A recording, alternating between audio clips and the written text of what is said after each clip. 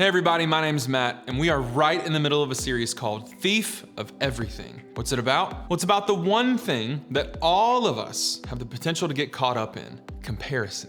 It's when we compare something about ourselves against something about someone else. And so to set up what we're talking about today, I have to ask if you love one person in particular: Loki. He's awesome. You know Loki. He's called the god of mischief, which would have been a great nickname for some of you probably when you were in middle school. But Loki is played by Tom Hiddleston, this incredible actor who does an amazing job of showing that part of Loki is always torn between good and evil. Almost all of Loki's issues originate with his struggle with one single person: Thor, the god of thunder. Listen, this is Loki's older brother. Now, the problem is super simple. Loki was jealous.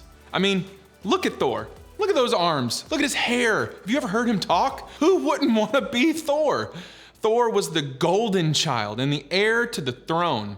But Loki was the mischievous little brother hiding in the shadows. And his jealousy took him to all kinds of negative places. Why? Well, because that's what jealousy knows how to do. When it comes to your heart, jealousy is a silent killer. And so one of the interesting things about jealousy is that I've never heard a single person ever actually say, you know what? I struggle with jealousy.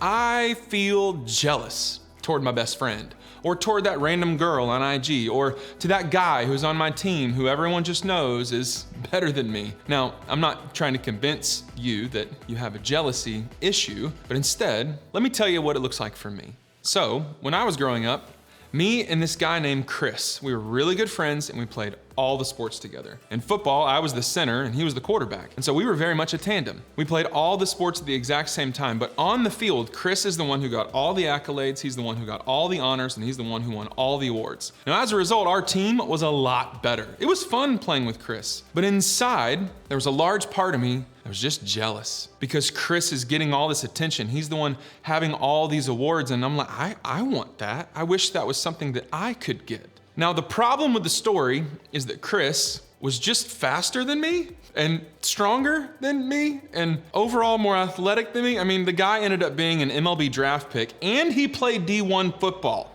I didn't do either of those two things. And so in reality, the problem is that Chris was just better and more impressive on the field, but I was still jealous.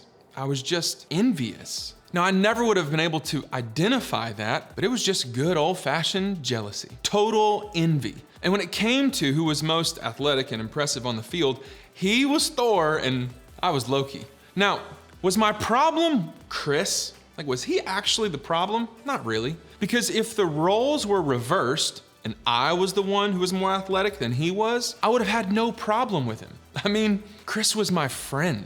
We spent a lot of time together. But my problem was that he had something that I wanted.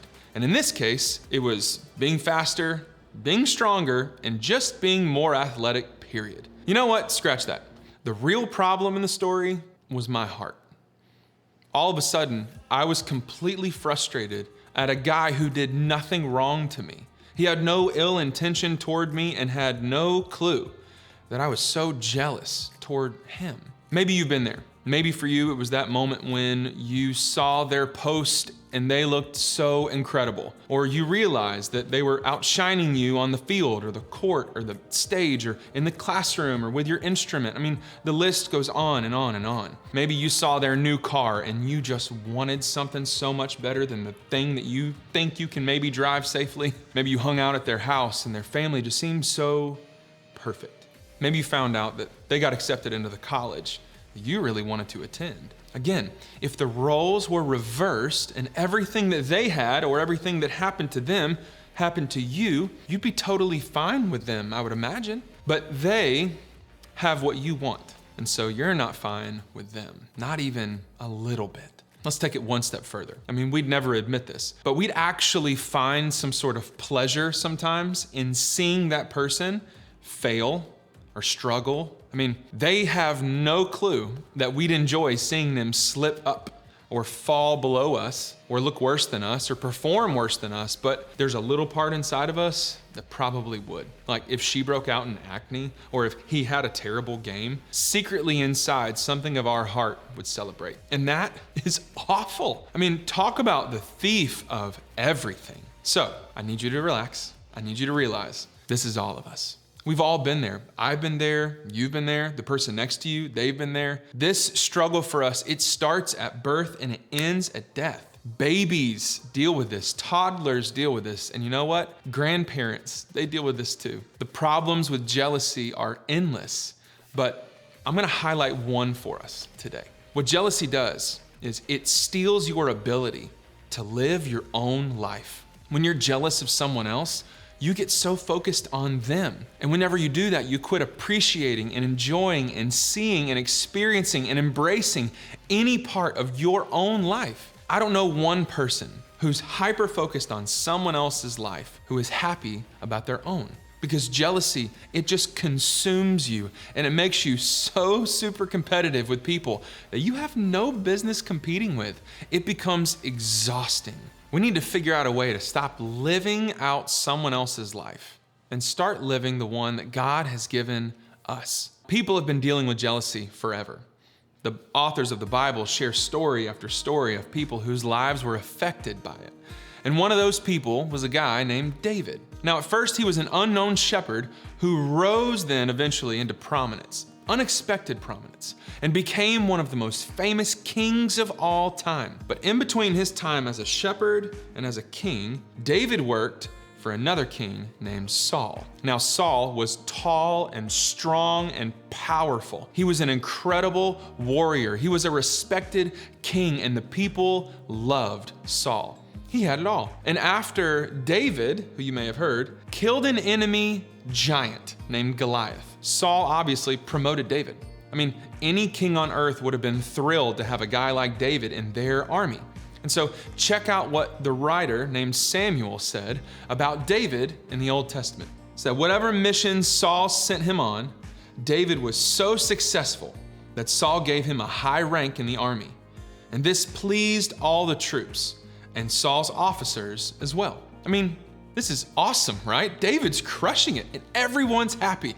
Well, until they weren't, because this is what it says next. When the men were returning home after David had killed the Philistine, the women came out from all the towns of Israel to meet King Saul with singing and dancing, with joyful songs and with timbrels and lyres.